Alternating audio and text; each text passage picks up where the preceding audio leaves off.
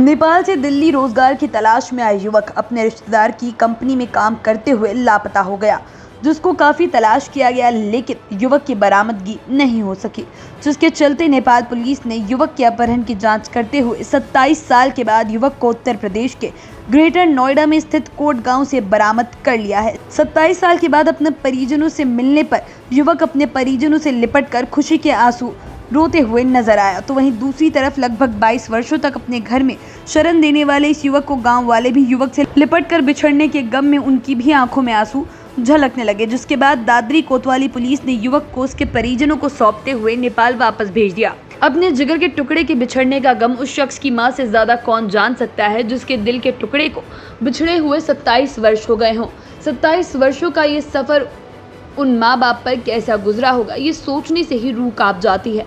आप सोच रहे होंगे कि हम ये क्या कह रहे हैं, तो आपको बता दें कि नेपाल का रहने वाला 14 वर्षीय कृष्ण उर्फ रवि अपने रिश्ते में चाचा लगने वाले टीकाराम के साथ रोजगार की तलाश में नेपाल से भारत की राजधानी दिल्ली आया था, ताकि यहाँ पर वो काम काज करते हुए अपने और अपने परिवार को सुखी देख सके।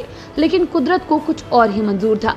एक कंपनी में काम करते वक्त कृष्णा उर्फ रवि रिश्ते में अपने चाचा लगने वाले टीकाराम से जुदा हो गया और भटकता हुआ दिल्ली से सटे उत्तर प्रदेश के ग्रेटर नोएडा दादरी कोतवाली क्षेत्र में स्थित कोट गांव के जंगलों तक पहुंच गया, जहां उसकी हालत बद से बदतर हो चुकी थी। कोट गांव के रहने वाले संजय और उसके परिजनों ने कृष्णा उर्फ रवि को अपने घर में न केवल लगभग 22 वर्षों तक रखा, बल्कि उसे वे हर सुविधा उपलब्ध कराई जो उसे मिलनी चाहिए थी।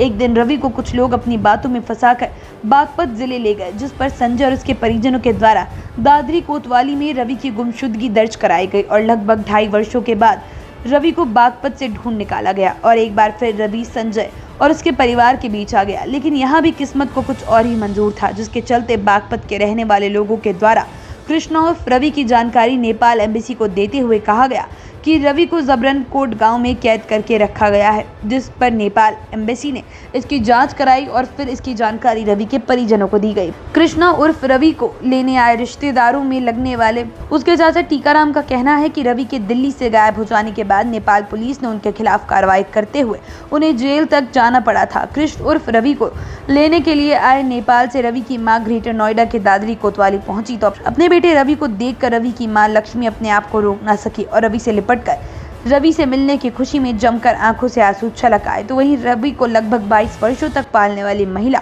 और उसका बेटा भी अपने आप को रोक नहीं पाया और रवि से लिपटकर बिछड़ने के गम में जमकर रोए।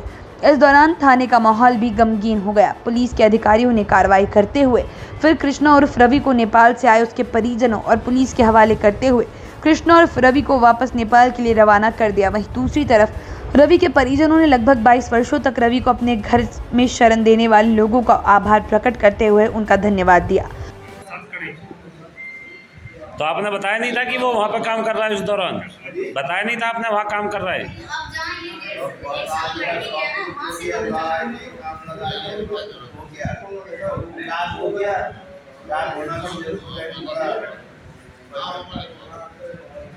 और ये इसको मैं क्या कर रहा हूँ 15 दिन को लाई जाके हम पिताजी का मुख देखना है, देखे आओ। अच्छा, आपको जाए खाना हो आगे बीमार होगा, बहुत बीमार होगा, फिर आ जाएगा जहाँ इसकी इच्छा है। क्या करें परेशान हो रहा। तो कितनी उम्र में आ गए थे? छोटी उम्र में आ गए थे। 14 साल। क्रम ये है जी, एक इनके कोई रिश्तेदार हैं नेपाल से, जिनका नाम टीका राम है। वो नौकरी की वजह से बच्चे को साथ में लेकर आए थे। क्या नाम था उसका? टीका राम। जो लड़के जिस लड़के को लेकर आए थे उसका क्या नाम था, क्या उम्र थी उसकी? रवि उर्फ कृष्णा है। उसकी उम्र उस समय लगभग 14 साल थी जी। और आज उसकी उम्र लगभग 40 के आसपास है।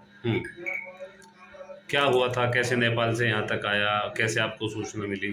वो नेपाल से काम की वजह से यहाँ दिल्ली लेकर आए थे टीकाराम जी, और वजह 3-4 बार बदलने के बाद उन्होंने बिना बताए, टीकाराम जी को बताए हुए, वहाँ से वो मानसिक हालत कुछ उनकी खराब थी, जिसकी वजह से वो काम छोड़कर, फैक्ट्री छोड़कर वहाँ से निकल गए और जगह पता ना होने के कारण भटकते हुए यहाँ पहुँच गए।